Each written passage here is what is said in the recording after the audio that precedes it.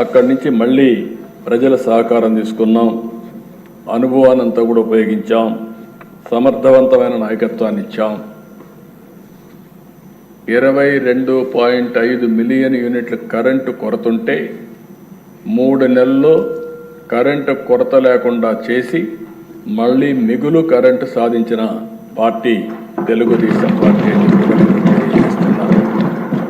5 సంవత్సరాలు వినూత్నమైన మార్గాలతో ముందుకు పోయి కరెంటు ఛార్జీలు పెంచకుండా సోలార్ కానీ విండ్ కానీ ఇలాంటి వినూత్నమైన మార్గాలతో కరెంటు ఛార్జీలు తగ్గించడానికి ప్రయత్నం చేశాం.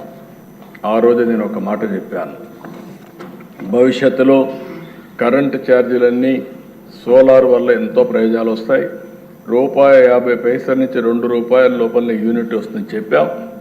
అదే చూస్తే అప్పట్లోనే కొన్ని దగ్గర ₹1.99 వచ్చే పరిస్థితికి వచ్చింది. తర్వాత ఇప్పుడు స్టెబిలైజ్ అవుతా ఉంది. అలాంటి వినూత్నమైన కార్యక్రమాలతో ముందుకు పోయాం. ఇంకో పక్కన దిశ రాజధాని లేని పరిస్థితి. మనందరం గుర్తుపెట్టుకుంటే ఆ రోజు హైదరాబాద్లో ల్యాండ్ ఉంది కాబట్టి దాన్ని అవకాశంగా తీసుకుని కరెంటు లేకపోతే కరెంటు చేశాం, నీళ్లు లేకపోతే నీళ్లు తీసుకొచ్చాం, నూతనమైన ఆర్థిక వ్యవస్థకు దోహదం చేశాం. అక్కడి నుంచి మీరు చూస్తే తిరుగులేని శక్తిగా తయారు చేసుకున్నాం. ఇక్కడికి వస్తే ల్యాండ్ లేకపోతే ఆ రోజు నేను ఆలోచించి ఇక్కడే నారాయణ గారిని ఆ పని మీదనే పెట్టి ఆ రోజు 33,000 ఎకరాలు 29,000 మంది రైతులు ఒక్క లిటిగేషన్ లేకుండా స్వచ్ఛందంగా ముందుకొచ్చి ల్యాండ్ పూలింగ్లో ₹1 ఖర్చు పెట్టకుండా ఇచ్చారంటే అది నమ్మకం, విశ్వాసం. ఒక నమ్మకంతో ఇచ్చారు. ఆ 33,000 ఎకరాల భూమి గవర్నమెంట్ భూమిని కలుపుకుంటే దగ్గర 55,000 ఎకరాల భూమి వచ్చే పరిస్థితికి వచ్చింది. దాంతో మీరు చూసి ఇలాంటి వినూత్నమైన కార్యక్రమాలు మనం పోలవరం 72% పూర్తి చేశాం. అదే తెలుగుదేశం పార్టీగా నుండి పోలవరం ఈ పార్టీకి 2020-21కే పూర్తి అయి ఉండేది. దాని ఫలితాలు వచ్చేటివి. అంటే ఆ దిశ ఇలాంటి పరిస్థితుల్లో 5 సంవత్సరాలు ఆరో తీసుకున్న నిర్ణయాల వల్ల 13.5% 13.5% గ్రోత్ రేట్ సాధించి దేశంలో అగ్రస్థానంలో నిలబెట్టిన గవర్నమెంటు తెలుగుదేశం పార్టీ గవర్నమెంట్ అని చెప్పి కూడా నేను మీకు తెలియజేస్తున్నా. పథకాలు, పెట్టుబడులు, పాలసీలు, బెస్ట్ ప్రాక్టీసెస్ ఇవన్నీ కూడా దేశం దృష్టిని ఆకర్షించాం.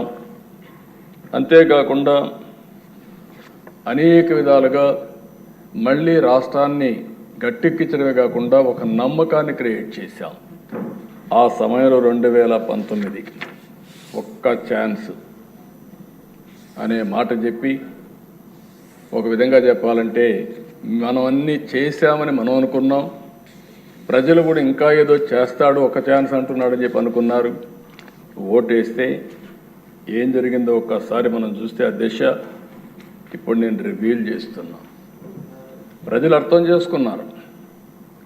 చేసుకున్నారు కాబట్టి 93% స్ట్రైక్ రేట్ ఇచ్చారంటే అది ఒక చరిత్ర, వాళ్ళు అర్థం చేసుకున్నారు.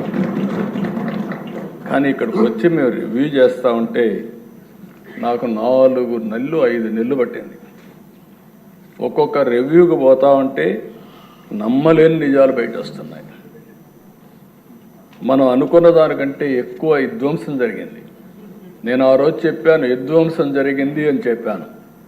అంటే లోపల ఏం జరిగిందో నాకు తెలియదు, పేపర్లో వచ్చేటి చదివాం. దాన్ని బట్టి మాకుండే అనుభవంతో ఊహించుకున్నాం. మీరు మాట్లాడినప్పుడు కూడా మీరు కూడా అదే చేశారు. ఇక్కడుండే పార్టీలు కూడా అదే ఆలోచించాం. అందరం కలిసి ఆందోళన తెలియజేశాం. మనమైతే ఎక్కడికక్కడ అడిగాం, వైట్ పేపర్స్ అడిగాం. కడాన అకౌంట్స్ మనకిమ్మంటే మనకిచ్చే పరిస్థితి లేదు. గవర్నమెంట్ జీవోలు, ఆన్లైన్లో ఉండే జీవోలు కూడా పెట్టకుండా చేసే పరిస్థితికి వచ్చారు. కడాన మనకివ్వకపోతే పోయారు, కానీ సిఏజీకి కూడా ఇవ్వలేదు. అంటే దేశ మనం ఆలోచించుకోవాల్సింది, సిఏజీ అనేది ఒక రాజ్యాంగబద్ధమైన సంస్థ. అన్ని రాష్ట్ర ప్రభుత్వాలు, కేంద్ర ప్రభుత్వాలు, పబ్లిక్ సెక్టర్ అందరూ కూడా సిఏజీ ఆడిటింగ్ చేయించాలి. అంటే ఆ సిఏజీ ఆడిటింగ్ కూడా చేయించకుండా ఇష్టానుసారంగా ఏం చేయాలో వీడు చేసి ముందుకు పోయే పరిస్థితికి వచ్చారు. దీనివల్ల జరిగింది మనం ఒకసారి చూస్తే, ఈ రాష్ట్రంలో విభజన వల్ల జరిగిన నష్టానికంటే ఈ 5 సంవత్సరాలు నష్టం ఎక్కువ జరిగింది. విధ్వంసం, అరాచక, అసమర్థ, చీకటి పాలనలో రాష్ట్రం 30 సంవత్సరాలు వెనక్కి పరిస్థితికి వచ్చింది. చాలామంది నన్ను అడిగారు, చాలామంది మాట్లాడినప్పుడు చెప్పారు, మీరు ఈరోజు మాట్లాడుతున్నారు అపోజిషన్లో మీటింగుల్లో 10 లక్షల కోట్ల అప్పు ఉన్నాయి, మీరు ఏ విధంగా చేయగలుగుతారన్నారు. అంటే నేను ఒకటే చెప్పాను, దిశ ఏ విధంగా చేయగలుగుతారని మీరు అంటున్నారు. 40 సంవత్సరాలుగా నేను రాజకీయాల్లో ఉన్నా, అందరికంటే ఎక్కువ సమయం నాకు ముఖ్యమంత్రి ఇచ్చే అవకాశం ఇచ్చారు, ప్రజలు బ్లెస్ చేశారు. ఈరోజు ప్రజలు కష్టాల్లో ఉంటే నేను పారిపోవడానికి సిద్ధంగా లేను. తిరిగి ఈ రాష్ట్రాన్ని పునర్నిర్మాణం చేయడానికి అడుగడుగు పనిచేస్తాం, కష్టపడి పనిచేస్తాం, సాధిస్తామని ఆ రోజు చెప్పారు. రికార్డులో మీరు చూస్తే నాకు అవగాహన లేక కాదు, 1-2 విధ్వంసాలు కాదు, అరాచకాలు, విధ్వంసం, బ్రాండ్ ఏపీ దెబ్బతినడం, మొత్తం దెబ్బతినే పరిస్థితికి వచ్చింది. అధికారం అంటే మేము ఒకటే ఆలోచించాం, ఇది ఒక బాధ్యత. అధికారంలో ఉన్న ప్రతిపక్షంలో ఉన్న ఎప్పుడూ ప్రజాపక్షంలోనే పనిచేశాం, ప్రజల కోసమే పనిచేశాం. ఈరోజు అధికారం ప్రజలకు సేవ చేసే అవకాశంగా తీసుకున్నాం. అంటే మళ్ళీ ఈ అధికారాన్ని ఉపయోగించి భవిష్యత్ తరాలకు మంచి భవిష్యత్ అందించే విధానాలకు శ్రీకారం చుడతామని చెప్పి కూడా నేను మీకు తెలియజేస్తున్నా. కానీ ఇవన్నీ మనం ఆలోచిస్తే ఈరోజు గత ప్రభుత్వం చేసిన విధ్వంసం, దోపిడీ, వినూత్నమైన రీతిలో దోపిడీ చేశారు. నేను ఎప్పుడు కూడా కలలో కూడా ఊహించలా రాజకీయ నాయకులు ఈ విధంగా దోపిడీ చేసి తప్పించుకోగలుగుతారని నా జీవితంలో ఎప్పుడు ఊహించలేదు. అంత దోపిడీ జరిగే పరిస్థితి వచ్చింది. ఎక్కడ చూసినా ఎవడికి దొరికింది వాళ్ళు దోచుకునే పరిస్థితికి వచ్చారు. ఇంకో పక్క కక్ష సాధింపు, వ్యవస్థలన్నీ ఒక తప్పుడు పని చేయాలంటే వ్యవస్థలుంటే ఇమ్మీడియట్గా బయట వచ్చేస్తాయి. కాబట్టి వ్యవస్థనే నాశనం చేస్తే మనం అందులో ఏం చేసినా మనకేమీ తెలియదనే ఉద్దేశంతో అన్ని వ్యవస్థలు నాశనం చేశారు. ప్రజాధనాన్ని దుబారా చేసే పరిస్థితికి వచ్చారు. వ్యవస్థల దిశ మొత్తం నిర్వీర్యం అయిపోయినాయి. మామూలు 1-2 వ్యవస్థలు కాదు, అన్ని వ్యవస్థలు నిర్వీర్యమైపోయే పరిస్థితి వచ్చింది. 5 ఏళ్ల పాలనలో వాళ్ళు చేసిన తప్పులు, అప్పులు, పాపాలు, నేరాలు రాష్ట్రానికి శాపంగా మారాయి.